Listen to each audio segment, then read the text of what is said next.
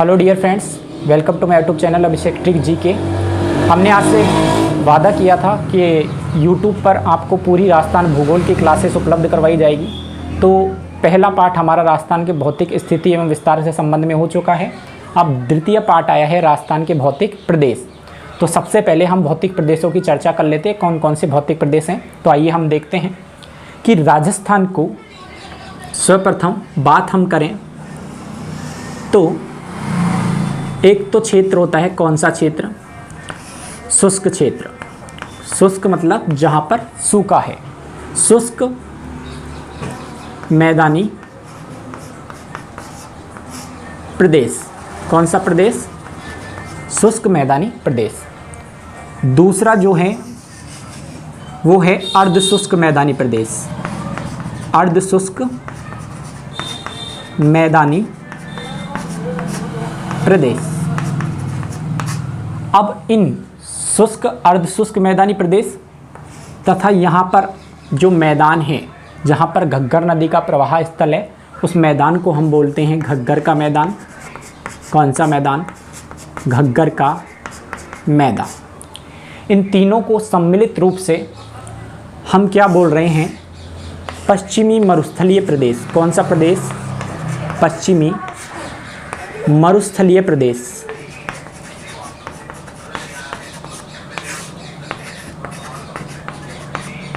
इस पश्चिमी मरुस्थलीय प्रदेश में राजस्थान की 40% जनसंख्या निवास करती है। कितनी परसेंट जनसंख्या? 40% जनसंख्या। अब आप हमसे पूछेंगे कि सर ये 40% जनसंख्या है, कितने क्षेत्रफल पर निवास करती है? तो हम जानते हैं कि जो राजस्थान का क्षेत्रफल है वो कितना है? 3,42,239 वर्ग किलोमीटर। आया ना? ओके। तो अब इसका 61.11%, किसका? इसका 61.11% भाग पर, इसके 61.11% भूभाग पर कितनी परसेंट जनसंख्या? 40% जनसंख्या। अब इस पूरे राजस्थान के 61.11% भाग पर क्या है? पश्चिमी मरुस्थलीय प्रदेश, जो कि किन किन से मिलकर बना है? शुष्क मैदानी प्रदेश, अर्धशुष्क मैदानी प्रदेश और घग्गर का मैदान। ठीक है, घग्गर नदी का प्रवाह स्थल, घग्गर का मैदान। और जो ये शुष्क मैदानी प्रदेश है, इसमें कोई भी प्रकार की वनस्पति नहीं पाई जाती है। ठीक है, किसी भी प्रकार की क्या नहीं पाई जाती है? वनस्पति नहीं पाई जाती है। इसके बारे में अभी थोड़ी सी जानकारी ले लीजिए। और अर्धशुष्क है, उसमें स्टेपी प्रकार की घास पाई जाती है। क्या पाई जाती है? स्टेपी प्रकार की घास पाई जाती है। अब हम बात करेंगे अगले मैदानी प्रदेश की, जो कि हैं अरावली पर्वतीय प्रदेश। वेरी इंपॉर्टेंट है ये, क्योंकि राजस्थान में जो अरावली पर्वतमाला है, राजस्थान का 2 भागों में क्या कर देती है? विभक्तीकरण कर देती है। राजस्थान को 50 सेंटीमीटर समवर्षा के रूप में विभक्त करने वाली पर्वत श्रृंखला का नाम क्या है? अरावली पर्वत श्रृंखला। ओके। अब हम बात करेंगे कि इस अरावली पर्वतमाला है, उस पर कितनी परसेंट जनसंख्या क्या करती है? निवास कर सकती है। तो देखिएगा, अब इस अरावली पर्वतीय प्रदेश है, उसका हम क्षेत्रफल देखेंगे और कितनी परसेंट जनसंख्या यहाँ पे निवास करती है वो देखेंगे कि इस अरावली पर्वतीय प्रदेश है, उसका कितना क्षेत्र है जो ये कवर करती है। तो इस राजस्थान के पूरे क्षेत्रफल के अंतर्गत में से 9% भूभाग पर, कितने पर? 9% भूभाग पर कौन सी पर्वत श्रृंखला है? अरावली पर्वत श्रृंखला है। ठीक है ना? और यहाँ पर 9% भूभाग पर, ओके, कौन सी पर्वत श्रृंखला? अरावली पर्वत श्रृंखला। अब हम बात करेंगे कि इस 9% पर कितनी जनसंख्या निवास करती है। तो देखिएगा, इस 9% भूभाग पर 10% जनसंख्या क्या करती है? निवास करती है। कितनी? 10% जनसंख्या। ठीक है, इतनी बात हो गई। अब अगला जो मैदानी प्रदेश है वो हमारा आता है पूर्वी मैदानी प्रदेश। कौन सा मैदानी प्रदेश? पूर्वी मैदानी प्रदेश। तो देखिएगा आप, ये अरावली पर्वतमाला है, अरावली पर्वतीय श्रृंखला है। इस पर जो वनस्पति होती है वो कौन सी होती है? विरल वनस्पति। कौन सी वनस्पति? विरल वनस्पति। ठीक है, मतलब ज़्यादा हरी भरी नहीं पाई जाती है, नॉर्मल पाई जाती है। ठीक है, ओके। लेकिन ये जो पूर्वी मैदानी प्रदेश है, ठीक है, पूर्वी मैदानी प्रदेश, इसमें सर्वाधिक नदियाँ बहती है राजस्थान में, पूर्वी मैदानी प्रदेश के अंतर्गत। और ये बात जानेंगे कि यह कितने % भूभाग पर स्थित है। यह राजस्थान के क्षेत्रफल के 23% भूभाग पर स्थित है। कितने पर? 23%। और यहाँ पर 39% जनसंख्या निवास करती है। कितनी %? 39%। ठीक है, तो 23% भूभाग पर कितनी? 39% क्या जनसंख्या निवास करती है। ठीक है ना। अब बात हम करते हैं अंतिम की। अंतिम में जो आता है वो कौन सा आता है? हाड़ौती। कौन सा आता है? हाड़ौती। ये हाड़ौती का क्षेत्र है। कौन सा? ये वाला हाड़ौती प्रदेश, जिसे लावा का पठार या मालवा का पठार प्रदेश भी बोला जाता है। कौन सा? लावा का पठार। ठीक है, इस लावा के पठार की यदि हम बात करें तो यह राजस्थान के कुल क्षेत्रफल के 6.89% भूभाग पर स्थित है। कितने प्रतिशत? 6.89% भूभाग पर स्थित है। जहाँ पर कितनी % जनसंख्या? 11% जनसंख्या क्या करती है? निवास करती है।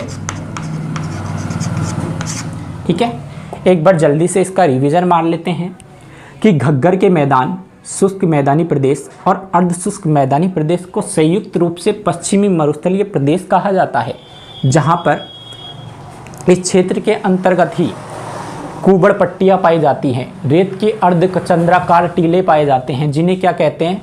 बरखान कहते हैं। क्या कहते हैं? बरखान कहते हैं। अब इसी क्षेत्र में घग्गर के मैदान में घग्गर नदी का प्रवाह स्थल होता है।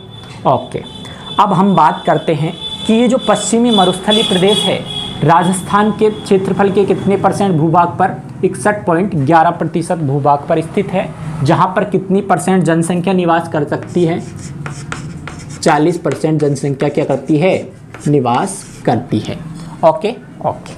अब हम बात करेंगे अगले की कि इसमें दूसरे नंबर पे आता है अरावली पर्वतीय प्रदेश। इस पर्वतीय प्रदेश के अंतर्गत मतलब कितने % भूभाग पर स्थित है? ये है राजस्थान के कुल क्षेत्रफल के 9% भूभाग पर स्थित है। जहाँ पर कितनी % जनसंख्या निवास करती है भाई? 10% जनसंख्या निवास करती है। ठीक है ना। अब हम बात करते हैं अगली, पूर्वी मैदानी प्रदेश। इस पूर्वी मैदानी प्रदेश में जो इसका क्षेत्रफल है वो कितना है? 23%। राजस्थान के कुल क्षेत्रफल का कितना प्रतिशत? 23% भूभाग पे कौन सा मैदानी प्रदेश? पूर्वी मैदानी प्रदेश है। जहाँ पर कितनी % जनसंख्या? 39% जनसंख्या निवास करती है। फिर अगला मैदानी प्रदेश एक और आता है हाड़ौती प्रदेश या हाड़ौती पठारी प्रदेश होता है, जिसे लावा का पठार भी कहा जाता है। राजस्थान के कुल क्षेत्रफल का 6.89% भूभाग पर कौन सा पठार? हाड़ौती का पठार स्थित है। जहाँ पर कितनी % जनसंख्या निवास करती है? 11% जनसंख्या निवास करती है।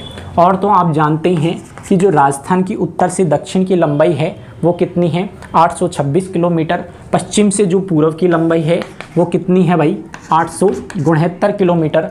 इन लंबाई व चौड़ाइयों के मध्य जो अंतर है कितने का है? 43 किलोमीटर का है। राजस्थान का आप अक्षांशीय विस्तार जानते हैं कि जो राजस्थान का अक्षांशीय विस्तार है वो कितना है? डिग्री 12 मिनट क्या है हमारा? उत्तरी अक्षांश। इस बात को हम सिद्ध करने का एक अगला वीडियो बनाएंगे, जिसमें हम बताएंगे कि ये 23 डिग्री ही क्यों है, इसको उत्तरी अक्षांश ही क्यों कहते हैं। ठीक है, ये तो है उत्तरी अक्षांश। और यदि हम बात करें पूर्वी देशांतर की, जो है हमारा 69 डिग्री 30 मिनट से कितना 78 डिग्री 17 मिनट। कौन सा देशांतर? पूर्वी देशांतर। ठीक है, ये भी हम जानते हैं। इनके मध्य अंतर कितने का है? इन दोनों को घटा लीजिए। अब सुनिएगा, 1 डिग्री में कितने मिनट होते हैं? 1 डिग्री में 60 मिनट होते हैं। कितने मिनट? 60 मिनट। अब हम राजस्थान की जलवायु प्रदेशों का विभक्तीकरण देखेंगे, है ना। देखते हैं कि वर्षा के आधार पर जलवायु को कितने भागों में बांटा गया, वो देखेंगे। देखते हैं, सबसे पहले हम बात करते हैं जो कि राजस्थान की जलवायु है वो कैसी है और राजस्थान किस कटिबंध में स्थित है। जो राजस्थान का कटिबंध है वो है शीतोष्ण कटिबंध। कौन सा कटिबंध? शीतोष्ण। कि मतलब यहाँ पर गर्मी भी पड़ती है और क्या पड़ती है? सर्दी। तो राजस्थान कौन से कटिबंध में स्थित है? शीतोष्ण कटिबंध में स्थित है। ठीक है ना। अब वर्षा के आधार पर जलवायु प्रदेशों का हम क्या करते हैं? विभक्तीकरण करते हैं। उसी प्रकार करते जाते हैं। सबसे पहले हम बात करते हैं शुष्क मैदानी प्रदेश। कौन सा प्रदेश? शुष्क मैदानी प्रदेश, जहाँ पर 0 से 20 सेंटीमीटर वर्षा होती है। कितनी होती है? 0 से 20 सेंटीमीटर वर्षा होती है। फिर अगली हम बात करते हैं, अगली में आएगा भाई कौन सा? अर्धशुष्क मैदानी प्रदेश। कौन सा? अर्धशुष्क। अब इस अर्धशुष्क में कितनी वर्षा होती है बताइए? इसमें होती है 0 से 20 का अंतर लेके चलो, 20 से 40 सेंटीमीटर वर्षा। ठीक है। फिर आगे हम चलते हैं, वर्षा के आधार पर इनका विभक्तीकरण कर रहे हैं। तो देखिएगा, अगला में वो आएगा जो जलवायु प्रदेश है उप आर्द्र। कौन सा है? उप आर्द्र जलवायु प्रदेश। यहाँ पर 40 से 60 सेंटीमीटर क्या होती है? वर्षा होती है। फिर आता है कौन सा? आर्द्र जलवायु प्रदेश। कौन सा प्रदेश? आर्द्र जलवायु प्रदेश। इस आर्द्र जलवायु प्रदेश के अंतर्गत कितनी वर्षा होती है? यहाँ पे होती है 60 से 80 सेंटीमीटर। कितनी सेंटीमीटर? 60 से 80 सेंटीमीटर। अब फिर बात हम करते हैं आगे की, जो कि अति आर्द्र की श्रेणी में आता है। कौन से में? अति आर्द्र जलवायु प्रदेश।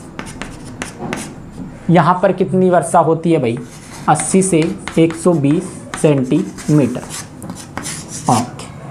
अब मुझे ये बताइएगा, एग्जाम में ये क्वेश्चन आता है या तो कि आर्द्र क्षेत्र में कितनी वर्षा होती है, तो ऑप्शन में 60 से 80 दे देगा, या उप आर्द्र में कितनी वर्षा होती है ये बोल लेगा। ठीक है, यहाँ आपसे कुछ मिलान करवा लेगा, इस प्रकार का इसका प्रश्न आएगा, है ना। लेकिन इम्पोर्टेंट जो डायरेक्ट जिले से संबंधित में आता है वो कौन सा प्रश्न है उसको देखते हैं। कि यहाँ से आता है एक अति आर्द्र जलवायु प्रदेश से लगातार क्वेश्चन आ रहा है। वो कौन सा है? कि सर्वाधिक वर्षा वाला जिला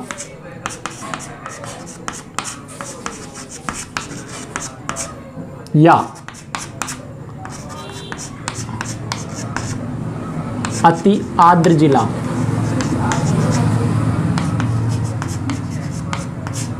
कौन सा है? कौन सा है भाई? देखिएगा, यहाँ पर एक जिला पड़ता है, कौन सा? झालावाड़। ये जो झालावाड़ जिला है, यहाँ पे राजस्थान में सर्वाधिक वर्षा होती है। क्यों? राजस्थान में वर्षा के 2 कारण हैं। इसको ऐसे याद रखिएगा, किधर से कौन सा आता है, जो ए और बे। एक तो होता है अरब सागर का मानसून। कौन सा मानसून? अरब सागर का। और दूसरा होता है बंगाल की खाड़ी का। कौन सा? बंगाल की खाड़ी।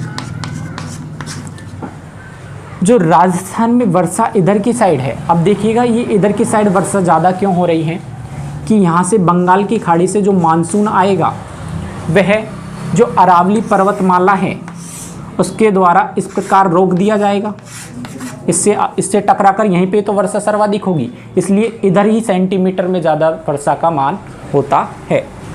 तो सबसे पहले बंगाल की खाड़ी यहीं पे बरसेगी। तो यहाँ पे सबसे पहले कोने में एक जिला आ रहा है, वो कौन सा जिला आ रहा है भाई? झालावाड़। कौन सा आ रहा है? झालावाड़। तो यहाँ पे सबसे ज़्यादा वर्षा होगी या नहीं होगी? 80 से 120 सेंटीमीटर वर्षा सबसे ज़्यादा कहाँ पे होती है? झालावाड़ में। तो ऑप्शन में सर्वाधिक वर्षा वाला जिला पूछे या अति आर्द्र आपसे जिला पूछे तो कौन सा आंसर आएगा? झालावाड़। ठीक है, ओके। लेकिन एग्जामिनर कई बार इस क्वेश्चन को घुमा देता है। भाई मैं कह रहा था आपसे कि बंगाल की खाड़ी से मानसून आता है, झालावाड़ में सर्वाधिक वर्षा, तो सर्वाधिक वर्षा वाला जिला कौन सा? झालावाड़। लेकिन एग्जामिनर का पैटर्न बदल गया, उसने कहा कि सर्वाधिक वर्षा वाला दूसरा जिला बता दो, तो दूसरा जिला है बांसवाड़ा। कौन सा वाड़ा? बांसवाड़ा।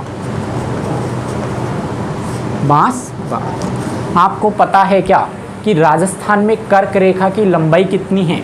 बताओ, कर्क रेखा की लंबाई कितनी है राजस्थान में? 26 किलोमीटर है। कितनी किलोमीटर? 26 किलोमीटर, जो कि 23 किलोमीटर तो कहाँ से जाती है? बांसवाड़ा से। कहाँ से? बांसवाड़ा से। 3 किलोमीटर डूंगरपुर से। ओके, तो कुल मिला के कितने किलोमीटर? 26 किलोमीटर। ठीक है ना? ओके। इन डूंगरपुर और बांसवाड़ा को संयुक्त रूप से वागड़ प्रदेश बोला जाता है। कौन सा प्रदेश? वागड़ प्रदेश। हाँ या ना? सही बात है।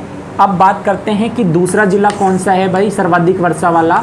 बांसवाड़ा। कौन सा वाड़ा? बांसवाड़ा। Okay okay. अब देखिएगा,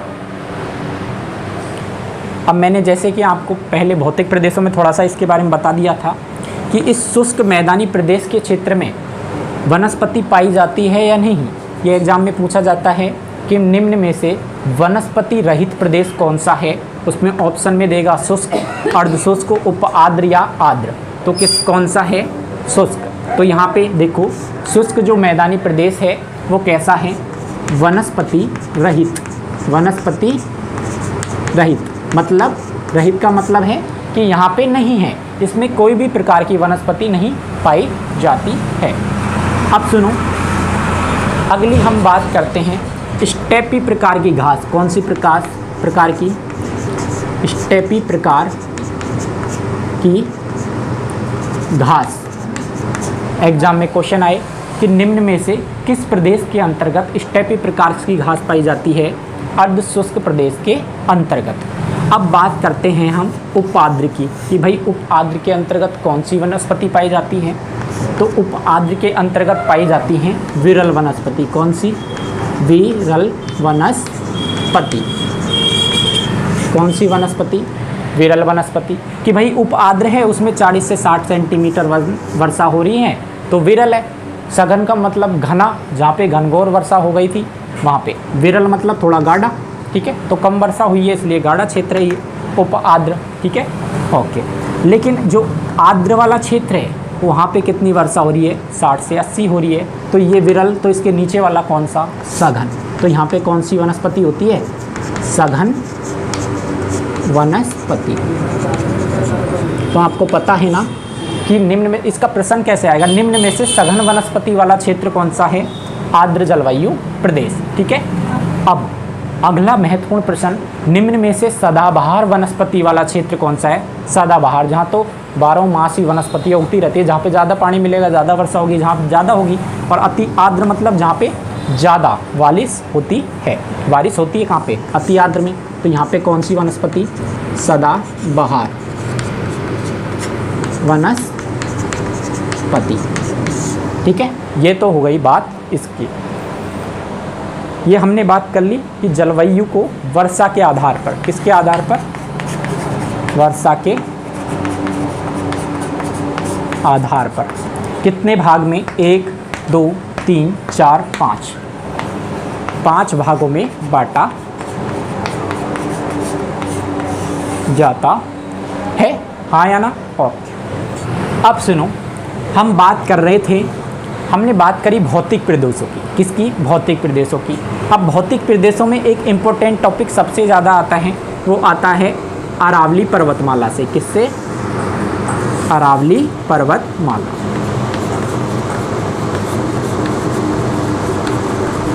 इस अरावली पर्वतमाला के बारे में जानते हैं, ठीक है ना, कि कहते हैं कि गुजरात के पालमपुर से निकलती है कौन सी?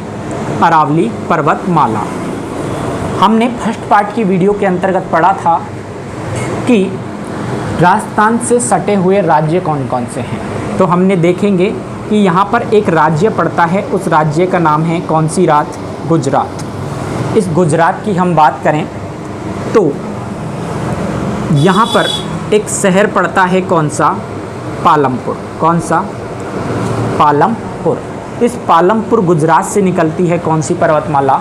अरावली पर्वतमाला। ठीक है, इस पालमपुर गुजरात से कौन सी पर्वतमाला? अरावली पर्वतमाला निकलती है। ओके। और कहाँ पे ख़त्म होती है? भाई कहते हैं कि दिल्ली की रायसीन पहाड़ी पर ये जाके क्या होती है? ख़त्म होती है। दिल्ली की कौन सी पहाड़ी? रायसीन पहाड़ी। ठीक है, कहाँ पे है ये? तो आपसे पूछा जाए कि अरावली पर्वतमाला की शुरुआत कहाँ से होती है, तो पालमपुर गुजरात से लेकर अंत कहाँ पे होता है? रायसीन पहाड़ी, दिल्ली। यहाँ पे तो क्या हो रहा है भाई? अंत हो रहा है। और यहाँ पे क्या हो रही है?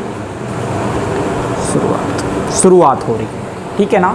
अब हम बात करते हैं कि यदि यहाँ से लेकर यहाँ से फीते से हम नापने गए तो हमें पता चला कि इसकी जो लंबाई है ना वो कितनी है? 692 किलोमीटर। कहाँ से कहाँ तक की? इस पालमपुर गुजरात से लेकर के रायसीन पहाड़ी दिल्ली तक की। ठीक है, लेकिन एग्जामिनर का दिमाग फिर घूम गया। उसने कहा कि कुछ अच्छा सा प्रश्न बनाया जाए। तो उसने कहा कि अब हमें ये बताओ कि जो राजस्थान है उसमें अरावली पर्वतमाला की शुरुआत कहाँ से होती है और कहाँ पे जाकर ये ख़त्म होती है। तो देखिएगा, राजस्थान में हम जानते हैं एक ज़िला पड़ता है, वो कौन सा? सिरोही ज़िला। कौन सा? इस सिरोही ज़िले में होता क्या है?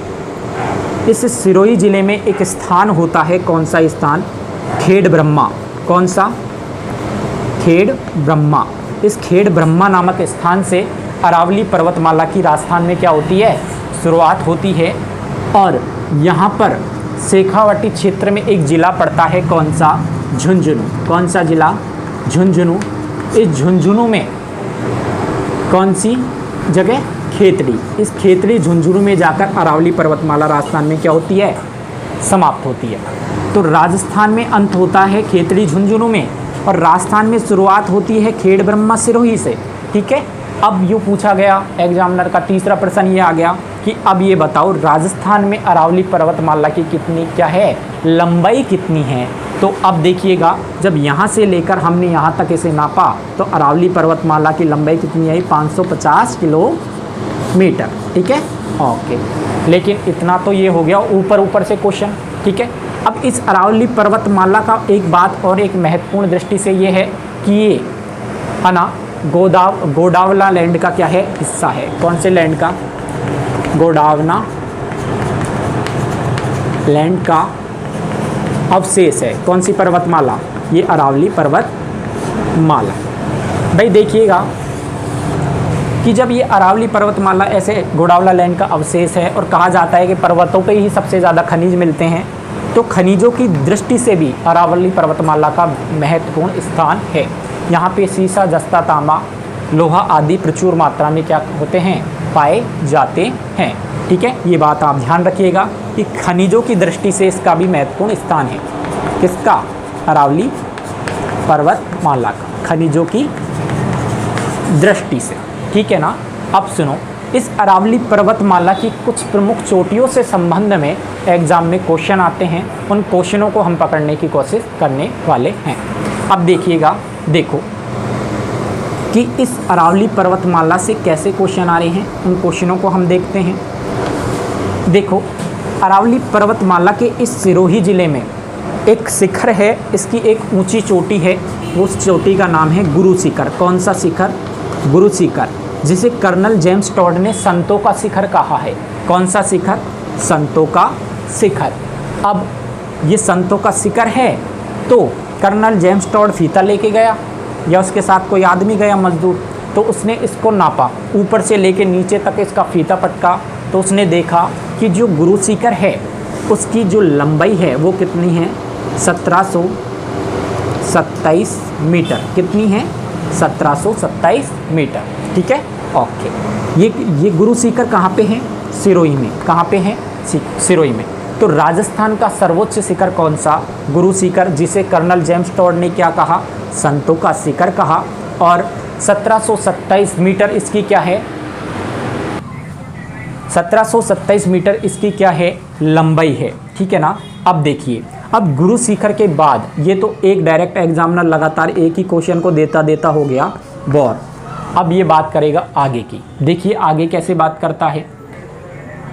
अब देखो कि गुरु शिखर से छोटी चोटी का नाम क्या है। ठीक है, वो एग्जाम में क्वेश्चन पूछ लिया जाता है कि छोटी चोटी का नाम क्या है, ऐसे तो नहीं पूछता, लेकिन उस चोटी का नाम देख के उसकी लंबाई जरूर पूछ लेता है। और कई बार अरावली पर्वतमाला की जो चोटियां हैं उनका क्रम पूछा गया है कि इनका क्रम बताइए कि गुरु शिखर से छोटी कौन सी है, फिर इससे छोटी कौन सी है, आरोही क्रम में व्यक्त कीजिए, अवरोही क्रम में व्यक्त कीजिए। इस प्रकार के प्रश्न पूछे जाते हैं। तो गुरु शिखर से छोटी एक चोटी है, उसका नाम है शेर। कौन सी है? शेर।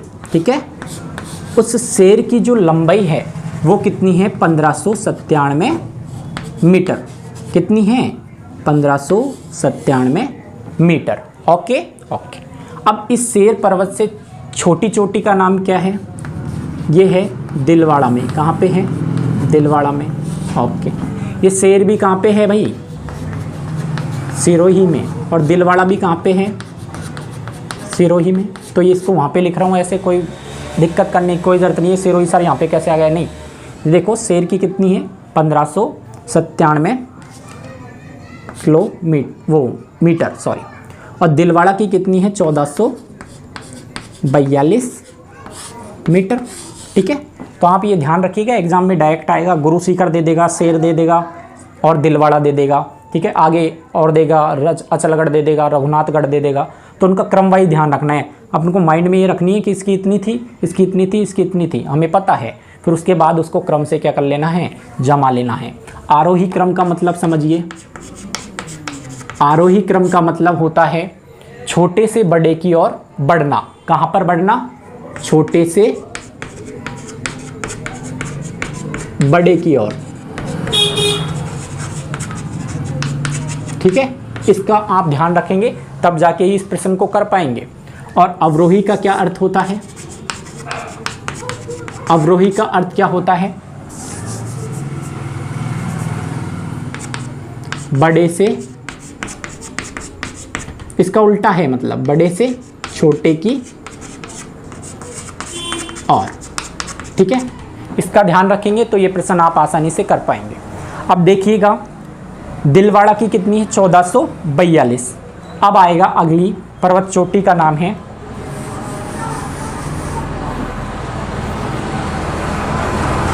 देखो इसको ऐसे लिखो,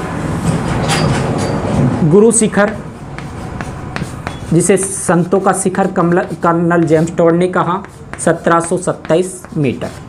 फिर शेर। ठीक है, घटते क्रम में लिख रहे हैं अपन। ठीक है, बड़े से छोटे की ओर लिख रहे हैं, मतलब बड़े से छोटे की ओर जा रहे हैं, है ना। ओके, ये कौन सा क्रम है? अवरोही क्रम है ना। शेर की कितनी है? 1597 मीटर। फिर गुरु से दिल, दिल से हो गया दिलवाड़ा। ये भी कहाँ पे है भाई? सिरोही में। गुरु शिखर भी कहाँ पे है? सिरोही में। शेर भी कहाँ पे है? सिरोही में। दिलवाड़ा की कितनी लंबाई है? 1442 मीटर। ठीक है, ओके। अगली पर्वत चोटी है जरगा, जो कि कहाँ पे है? उदयपुर में। कहाँ पे है? उदयपुर में। जो कितनी मीटर है? 1431 मीटर। कितनी है? 1431 मीटर। ठीक है, उदयपुर में कौन सी है? जरगा, ठीक है। अगली है अचलगढ़, कौन सी है? अचलगढ़। अचलगढ़ है वो है 1380 मीटर। कितना मीटर? 1380 मीटर, है ना? ओके। यह अचलगढ़ कहाँ पे है भाई? यह अचलगढ़ है सर, सिरोही में है भाई। ओके, अब बात करते हैं अगले की कि भाई अचलगढ़ के बाद में आता है एक रघुनाथगढ़। कौन सा गढ़? रघुनाथगढ़, जो कि कहाँ पे है भाई? सीकर में। कहाँ पे है? सीकर में। सीकर में कौन सी सभ्यता है बता दो, बोलो। सीकर में कौन सी सभ्यता है? गणेश्वर सभ्यता है। किस नदी के किनारे है? कातली नदी के किनारे।